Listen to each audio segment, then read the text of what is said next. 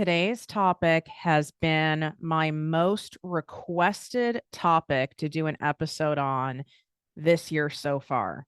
And I love when you guys are messaging me, whether it's on Instagram, TikTok, you're replying to my emails and letting us know what would really be helpful for you. Because after all, the show is being done for you guys, and I delight in doing it. And I appreciate you trust me to give you the advice and the wisdom and the empowerment that you come here for.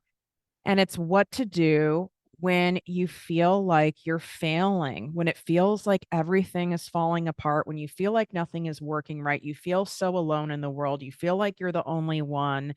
And it's like this free fall down a rabbit hole, and there's nothing to grab onto. You don't even know where to even begin. And it just is this horrible, helpless outer body feeling. I have been there many times in my life. There is no escaping that feeling in life, especially if you're someone who's truly in the game of life and you're building a business, you're going after new things, you're working on your personal growth. This is part of it. And there's a different way to look at this stuff that I'm going to give you a perspective shift on. And there's really five things that I want you to consider. And then you can decide if you're really failing. But one thing I want to make sure you hear from me right off the bat is before the big breakthrough happens, before the big whole whoosh of abundance comes in, before the big transformation, the big change, before you find the diamond, before all that happens, fun fact, it's going to feel like your world is falling apart. And this is after coaching more than 150,000 people worldwide and me speaking from my personal experience. And I want to remind you of that. It's not cute, but as long as you stick with it and you keep showing up until it works, this is a sign that you're closer than you may realize. What up, my people, my posse, my fellow crazies? It's your host, Tiffany Carter, and this is the show that is going to help you grow your business, your bank account, that big, beautiful brain of yours, your abundance, your relationships, and everything in between. Ooh, I know that feeling very well when it's like the walls are closing in on you and the very thing you want feels further away than ever, and you just can't grasp at anything. And it's such a horrible feeling. And I know I wished all the times that I have hit this point, and I still hit this point today, that there was some resource I could go back to and listen when I'm losing my damn mind to get my nervous system regulated, to get myself back on track, but in a realistic way. Because when we're in that kind of a space, the last thing I know you want to hear is fluffy stuff. Oh, well, all hard work pays off. Oh, it'll work. It'll happen. Oh, just manifest it. Get in the embodiment of the energetics. And you don't want to hear that shit. What you want is concrete evidence and validation that you are going in the right direction. You want some clarity on, should I zig or should I zag? Am I even going in the right place? Am I failing at this, or is this part of it? And as long as there's someone you meet or a gnome on your hiking path going, I know this path seems kind of sketchy and it seems like you're going to end up falling off the end of the cliff here and there's no markings, but I'm here to tell you this is the actual path. It's just not the most weathered and taken path of most people, which is why the abundance that you so badly want is at the end of this path. So few people will take it. And that's why it doesn't look like you're really on the path. I hope that made sense. And why did I pick a gnome of all things? I like saying that word. I have a really random, super random Tiff tangent story. So, one of the big things that happened to me when I was a TV newscaster, it was very exciting for me. Now, most people in the TV business, they're excited, like you want a national story, right? Because even if you're at like a small like market station, right? You get on a national story, you could even be like on the Today Show, you get on like the big nationally syndicated shows. So then there's all sorts of like fighting in the newsroom of who's going to get that lead story. And I was put on this, they call it a fluff piece, which is like that usually airs, it's in the D block. It airs at the end of like the news, which is like supposed to be like some happy thing, which is kind of interesting, right? Because the whole thing in news, it's a terrible line, but it's if it bleeds, it leads. Yeah, you can see why I needed to get out of that business. So all that negative stuff is up front. And then you got sports, you got weather. So there's that stuff. And then there's like one happy story at the end, like to make up for all of it. And this story was really whack. And I was kind of thinking, well, that's not really a good sign I'm getting this story. And it was about, I believe it was a couple, and they had a garden gnome. And I think it was like a gnome, but it was like a frog gnome. And they chose to take this thing all over the world. And this was before Instagram. And I'm pretty sure there was Facebook. I can't remember, but they chose to take this frog gnome all over the world. And I'm sure there was another component to the story, like one of the two, people in the partnership like had cancer or something like that. And they were, doing these bucket list travels. And they were taking this gnome and taking pictures and video of this gnome in all these places all over the world, like the Egyptian pyramids, the Eiffel Tower, eating pasta in Italy. And it went viral. And that couple lived in one of the cities where my local market was. So I went to these people's homes and got to meet the frog gnome and the couple. But I think at this point, I'm pretty sure it wasn't one of the two of them had since passed. So it was even more profound. I believe they put pictures all over the table of their partner. And it was lovely though, because it was like a beautiful tribute and a legacy, as sad as that is. And that was my like claim to fame. So when I would go to like the grocery store, people would be like, "Oh, you did the gnome story. Oh, you did the frog story." And I was like, "Yeah." I'm like, "Great." So I went through all this journalism school and all these internships, and I am well known for the gnome story. I didn't really get it then because I had not done any inner work. But now when I look back at that, I'm telling it to you now, I smile because I was known for covering a story that went nationwide that made people smile and feel good. And what a beautiful, delightful thing. Instead of being known as the person who covered that, like, mass killing or whatever. I would rather be known for that. But at the time, I was like, well, I'm certainly not going to end up in network news for my gnome story. Yes, I digress. Okay. So I actually, you know what? That did have a good point to where I was going with this.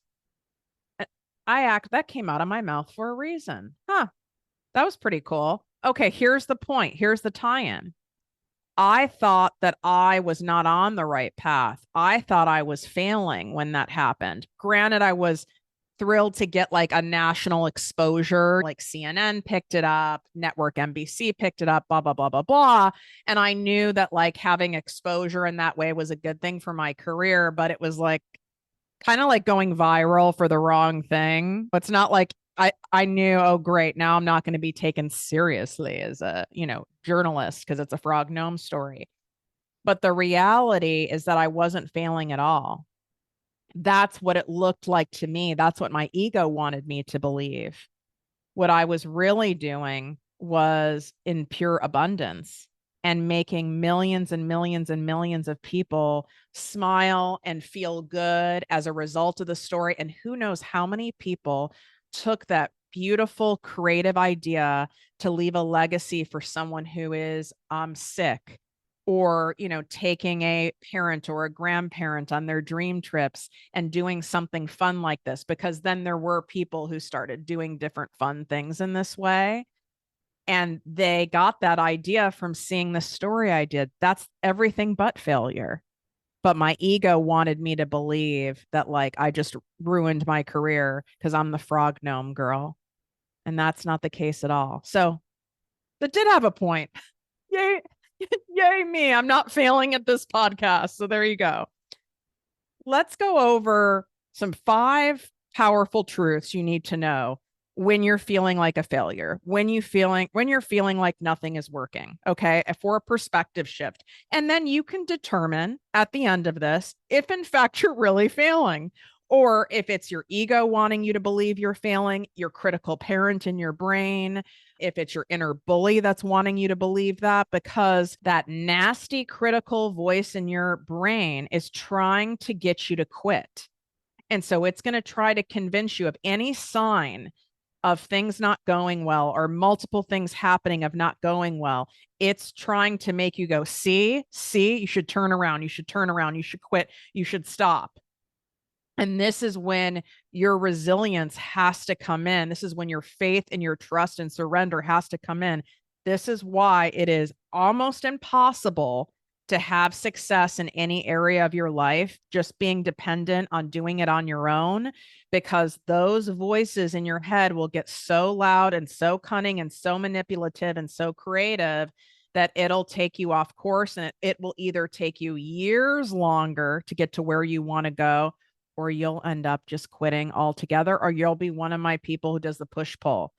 Your foot's on the gas, it's off the gas, on the gas, off the gas. And that's living in purgatory and it's not working. So I want you to really determine by the end of this, okay, this is that nasty voice in my head. This is the devil, this, whatever. This is like the darkness trying to pull me back into settling, because settling in a way feels safe. You know, expanding is scary, but it's also exciting. And it can also feel dangerous. But then constricting can feel safe. You can hide. No one can see you. No one can bother you. But it's really not safe because you're unhappy. You're unhealthy mentally and physically in that space. And you're in scarcity. You're in the opposite of abundance. But it can read that way to your nervous system. So, number one, what feels like a failure can actually just be the beginning.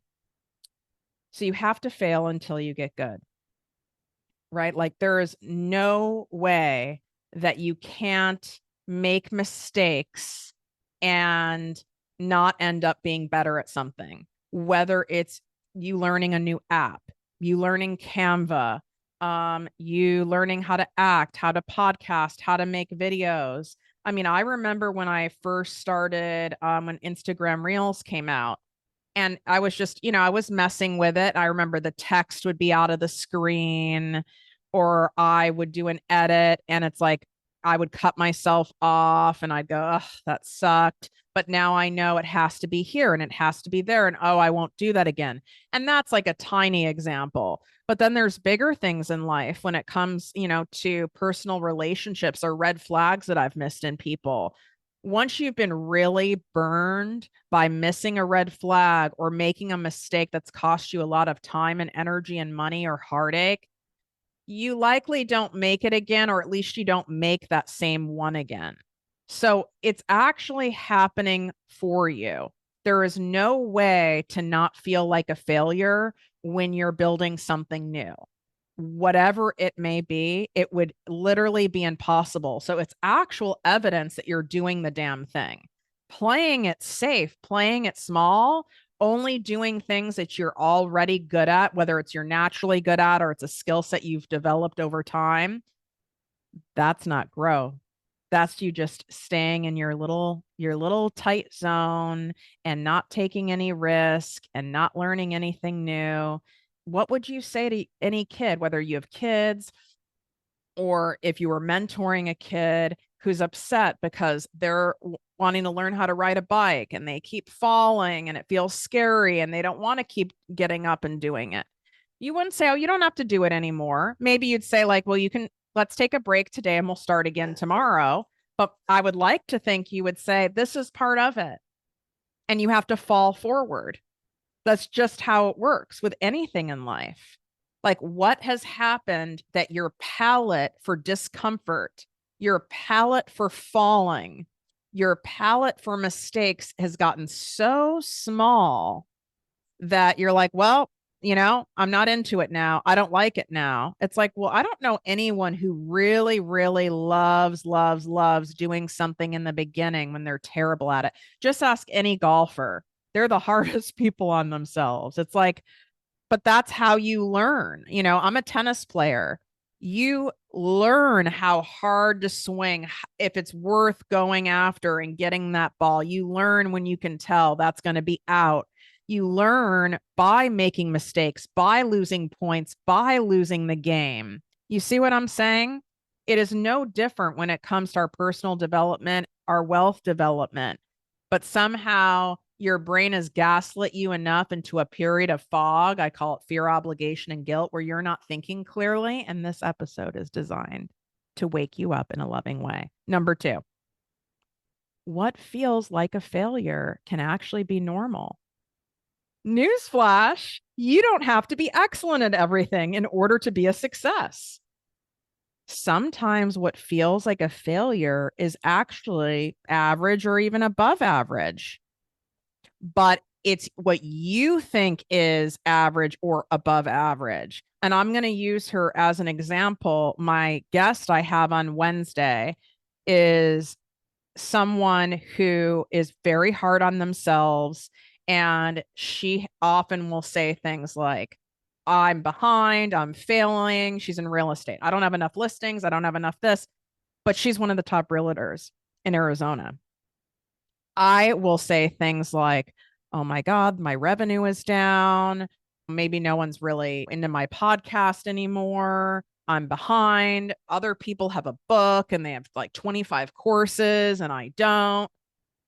When you're someone who's a high performer and a high achiever, it's all relative. So what you on a average day are most people on a great day. And this is with almost everyone I coach, especially privately, is that you think you're not doing well, you've been slacking, you're behind. And the reality is that you're such a high performer that your average is at 200%, right? Where that's someone else's best day. And you have to remind yourself of that. Also, you do not have to be exceptional or perfect at something for you to have success at it. Okay. Because that's all relative. I mean, there's a lot of things in my business model that I can use as an example that aren't exceptional. One of them is my website. I'm currently interviewing people to do a glow up on my website. I've not prioritized it, and it's not hurting me because people aren't like, I'm going to hire Tiffany because of her website. I'm not a website designer, right? Like, I don't have a perfect body. I look like a hot mess most of the time in my videos, but people aren't coming to me for that. They don't care. That's not what's important. Or maybe like your videos, you don't look as cute, or it's not this, that. No one cares. You're caring. That perfectionist in your brain, that critical parent in your brain is being so hard on yourself. And here's another fun shift. You being too perfect and having all the I's dotted and the T's crossed, that will actually repel a lot of private clients. That'll actually repel a lot of buyers. That will repel a lot of ideal people that you want to work with, because then they psychologically interpret your stuff as, in order for me to work with her, in order for me to buy from her, in order for me to learn from him or her, I'm going to have to be perfect. I'm going to have my shit together at all times. I'm going to have to look perfect. I'm going to have to be this, that, or the other. It's your imperfections that make people feel more relatable to you, that make you come across less intimidating and therefore more approachable, and therefore trust is built faster. And what do I always say? The more trust you build, the more sales that you have, because none of us are perfect. We're all mere humans. So if you're always presenting as perfect, that's actually a big part of the problem. And before we dive in to number 3, listen, you've got to make a money move. This is why I call it Make Your Money Move in May. I have a flash sale for $200 off my famous money course, Make More, Work Less. This is a no-brainer. It is designed in 7 days or less to transform your money story, to get to the root of your money blocks, your money resistances, all of the noise we're talking about today that's in your head, addressing it, where it comes from, and then rewiring it so that it no longer messes with you at the same level. It's never going to completely disappear, but this program is designed to teach you in a simple, straightforward, fun way of how to actually manage it so that you can be a master of your money noise when it comes up.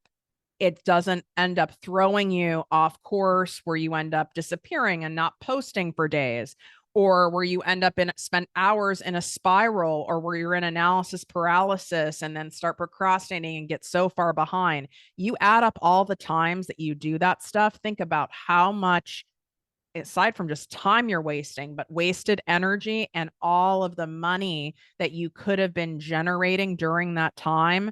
We're going to tighten that gap. So imagine if even that got cut down by 50%, how much you would get back in an ROI on this.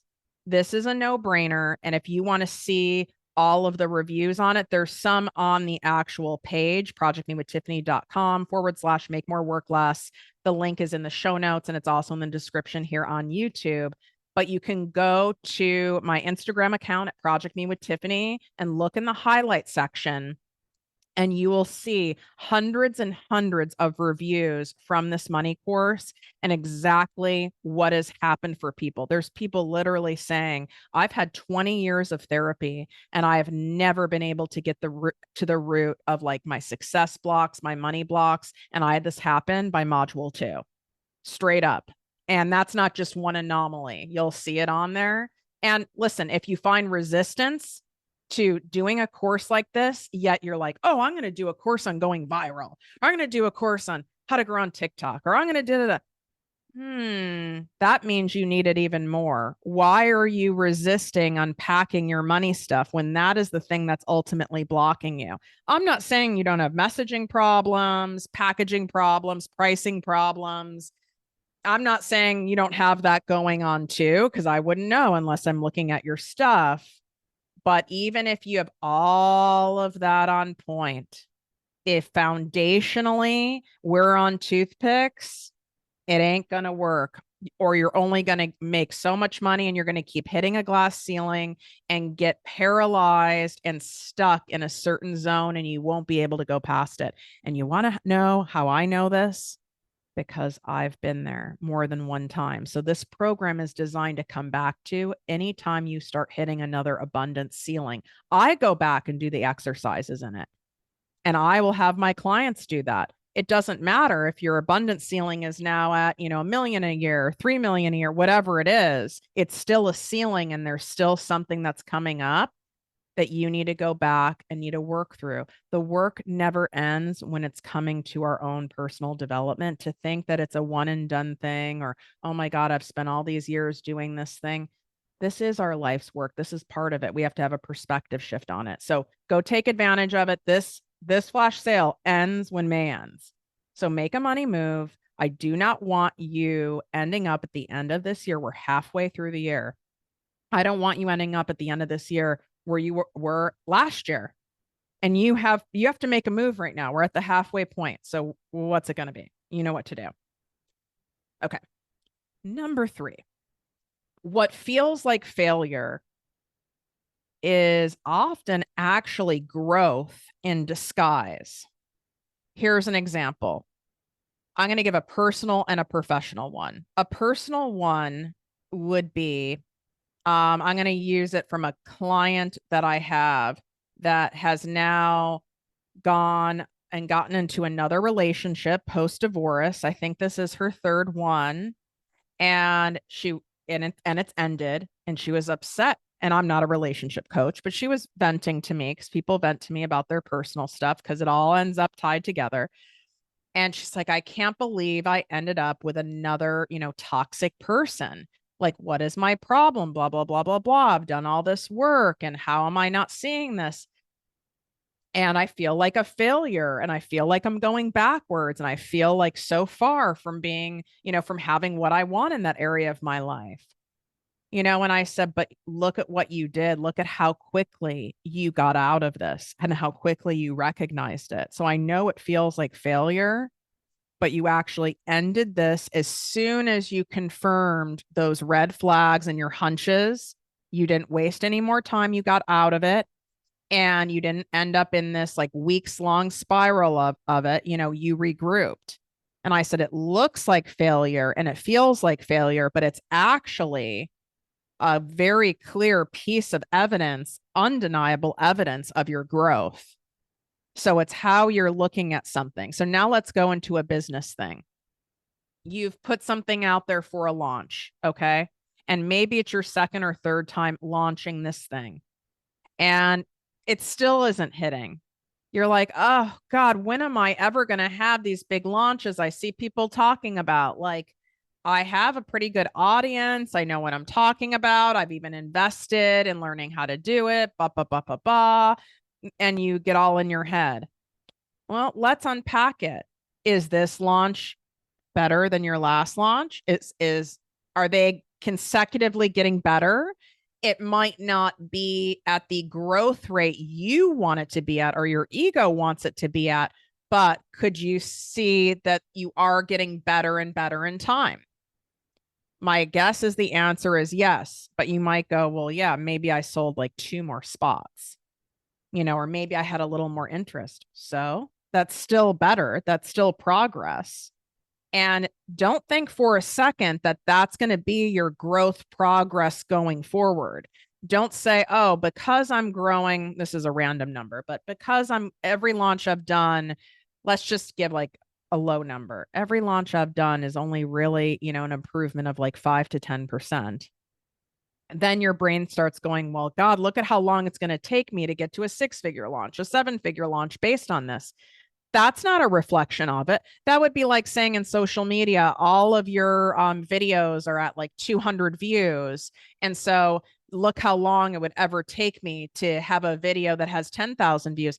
That can happen overnight. And it literally does. And there's a shit ton of evidence for that. And same with your launch. You can have in product launches in multi-billion-dollar companies too. They can put out this product, they can put out that product, but they put out the 6th product, and that product is like, it just hit, it went viral, and it put the company on the map.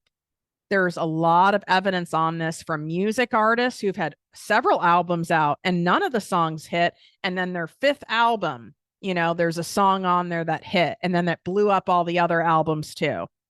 You're no different. So just know that you're seeing a pattern of growth.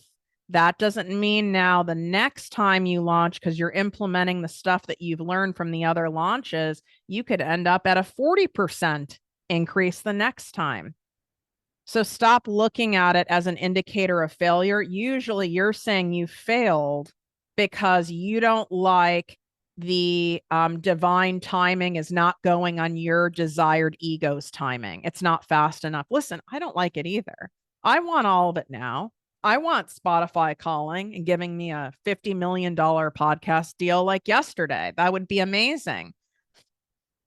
But that doesn't mean I'm failing because I don't yet have that. That's us trying to control our destiny, trying to control the process. Perhaps part of why this is happening and your growth is slow is to get you frustrated enough to go, I know I'm in the common denominator here, and there's probably something more at play, and it's not just strategy. And I know I need to do work around money mindset. I need to do deeper abundance work and worthiness work. And that's what's going to get you to do my damn make more work less course, which then you'll laugh and go, I should have done this from the beginning. Okay. Number 4. What feels like failure means you're so close to success. This is a Thomas Edison quote. Many of life's failures are people who did not realize how close they were to success when they gave up. So it's said that it took him 10,000 attempts to invent the light bulb. I know a lot of people that I've personally coached, and then people we can even watch on shows like the Shark Tank. who have spent years doing various iterations of products, of recipes, in order to get it to a place where it's perfected. That doesn't mean they're failing every time that they put together a protein muffin recipe that's vegan and they've made this, I don't know, 2,000 times. That doesn't mean that they're failing. They're actually getting closer and closer to getting the perfect thing. This is what happens when you look at consumer packaged goods behind the scenes, especially of companies who have like a heart that really do want to put out the best. They're not just looking for a quick buck, whether it's makeup formulations, whether it's clothing designs. I can't tell you how many of these things end up, so to speak, on the cutting room floor because they don't cut it. Something's not right. Something doesn't feel right. The color is off.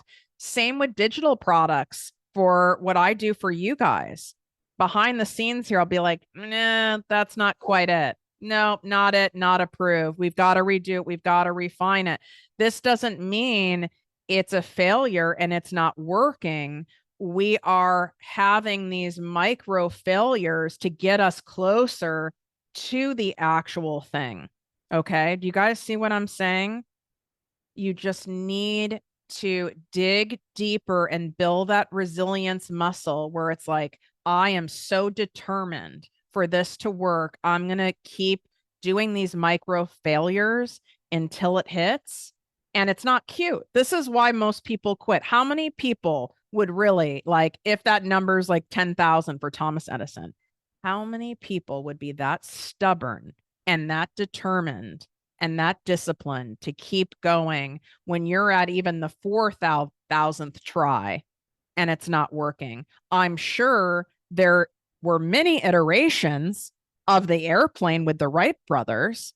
And while you're like, Tiffany, I'm not inventing a light bulb and I'm not inventing a flying car, it's no different. I'm behind the scenes of multi-billion and trillion-dollar companies as a consultant. My other business I've had for 16 years is a digital marketing and branding company in the health and medical sector. I get to see this stuff. Major brands that you consume. I can't tell you how many formulations, iterations from the actual product to the packaging, even for like digital offers that go with it. Same with books. Anyone you know, or if you've written a book, there's a lot of edits that happen. So are you a failure at a book because you're publisher or you have to keep doing more and more edits until it gets right? No. Is it annoying? Is it frustrating? Is it humbling? Yes.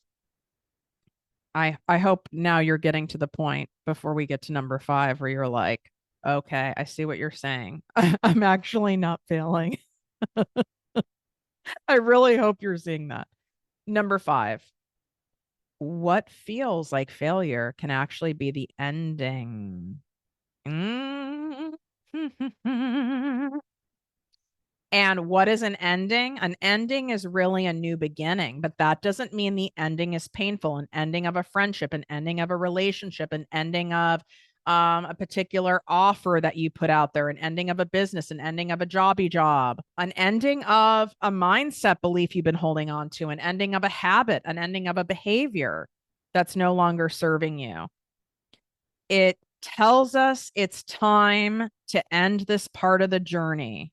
And it is so painful, right? Like I can be so stubborn and it actually works for me because I can be relentless on something and I can stay too long on something. But if you keep trying to make something work, and I think a relationship is a perfect example, but I also recently, let's use an example of intermittent fasting. It worked in the beginning when I did it. So then I kept doing it. I kept doing it. I kept doing it. I don't know. I think I've done it for 2 years or something now, and it stopped working, but I didn't want to believe it was that. I thought it was something else. I just kept doing it. And it got to a point where it was kind of undeniable that likely the intermittent fasting was something that was no longer working for me. And it was so painful. I was paying such a big price for it. I was in a lot of pain and discomfort. And that is what finally made me go, I need to release this. Maybe it served me for a short period of time, but now it's no longer working. Now it's costing me in business. My first 5 years in business, I did not hire anyone to help me. I was of this belief that if you're a real entrepreneur, you do it yourself, you forge ahead. I don't know where I picked up that from. I have no idea, probably my mom. And did it work for me initially? Kind of, sort of. Did it start costing me time, energy, and money, and basically almost quitting to an extreme? Absolutely. But what did that allow me to do? It allowed me to be in enough pain to go, literally, I'm failing. This business is failing. All of this is failing. And it got me to a point of waving the right white flag of surrender and finally and truly investing and hiring someone to help me regroup and grow my business. And that was me hiring my first business coach. But I end up feeling like I was failing, and was it failing? Absolutely.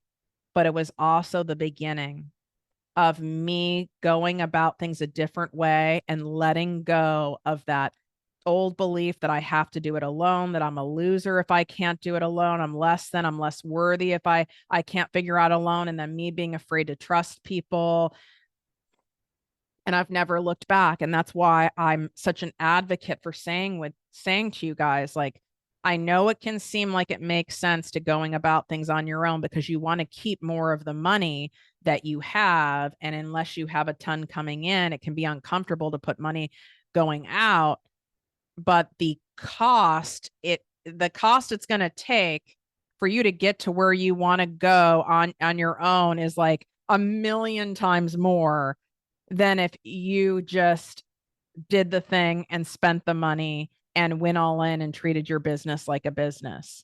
But I had to be in a lot of pain and to the point of totally quitting in order to do that. I hope you don't have to be at that point, but I know a lot of you end up getting to that point. And let me tell you, even when you do have a lot of money in the bank and your business is bringing in a lot of money, as are both of mine, you want to go and grow it, and you're investing at a higher level, whether it's in ads, whether it's employees, whether it's in coaches, whatever. It's scary too. It's just all relative, right? Like, I have a lot of money going out right now. Okay. And it's scary, but I have an evidence bank of knowing that when you are intentionally putting your money towards growth, I know it always comes back tenfold to me. Not necessarily in my ego's timing, but in divine timing. And I know that, and that's how I calm my nervous system down. So I really want you to take a look at that. Is that even what felt like failure in a corporate job? I know some of you have been wrongfully terminated. I know some of you just have a crappy boss, or they've changed your goals and it's miserable there, or it's not the same anymore. Maybe you had someone cheat on you and a relationship ended. That is actually happening for you. That doesn't mean it's not terrible. That doesn't mean it's not painful. If it wasn't for these times in my life when things have been ripped away from me, I wouldn't be at where I'm at today. It wouldn't have forced me to go into a new avenue. It wouldn't have pushed me off of a trail, a hiking trail that didn't really have many signs, that didn't look as safe and weathered. It didn't look like a sure bet, but it pushed me off there because the route I was on wasn't working, and it'd be an insanity to keep going like that, to keep going and keep trudging ahead in a direction that is not yielding you what you want. And it's not been a week at it. You've been at it a while. Okay. Now you're insane. Now it's the law of diminishing returns. Now you are losing every day you keep going on that path. You might as well go on the other path. You might as well take the risk. You might as well do the thing, because the path you're going on, the comfort path, it ain't getting you anywhere. And you know that. And if you're like, oh, wow, this is a lot to take in. And I know it is. I know it is. And this is meant for you to listen again and again and again. The failure part, even the feelings and the pain around failure, ask yourself, what is the medicine in this? I hate when people go, So, what's the lesson or the silver lining? Now, what's the medicine in it? And I like the word medicine because medicine doesn't always taste good going down. Medicine also has side effects, especially potent medicine. That's why you have to weigh the risks and the benefits of it. And I don't want to take away from the fact that, like, you're not in extreme discomfort and pain right now. I know how painful that is. You can go back and listen to episodes when life has given me a big ass dose of medicine that I did not like the side effects of. But what comes on the other side of that is the freedom you want, the expansion you want, the money you want, the life-changing abundance you want, the people you want, the relationships you want, the joy you want, the pleasure you want, the peace of mind you want, being able to exhale and feel safe and secure. It's all on the other side of that. And that's where your faith comes in. You know, if you trust me, you can trust that I'm shooting it straight for you. Okay. Sometimes you have to borrow trust from other people when you don't feel it at the moment. Have trust in a higher power, in angels, in the universe, in God. This is part of the plan. There is no plan that only involves pleasure. That's why we have yin and yang. It's pain and pleasure. You wouldn't be able to experience pleasure fully without fully experiencing pain, and vice versa. You wouldn't be able to truly relish and delight in the abundance if you haven't experienced scarcity. Both are required. It wouldn't feel like abundance without knowing what it feels like to be in scarcity, and so on and so forth. You've got this. This is part of it. You are nuts, you are crazy, or you wouldn't be listening to the show. You know, you're temporarily unwell, and that's a great sign that you're going in the right direction. Keep showing up until it works. When you want to pull back, I want you to double down. Go grab my damn money course. Make more work less. It's $200 off right now. It will be the best $497 that you have spent. I feel really, really confident in that. And it's not just me saying it. Again, you can go to the Instagram highlight and read what hundreds of people have said. I'm showing an example of the workbook that goes along with the video modules in here. It's designed to be fun. It's designed to make you want to do it because I know how easy it is to back off from stuff that kind of goes deep. And it's designed so that you're going to want to dive in because the relief you get, the lightness you get, the results that you get while you're doing it are undeniable. And I can't wait to hear all about it. Wishing you great health, wealth, and worth as always. Love you.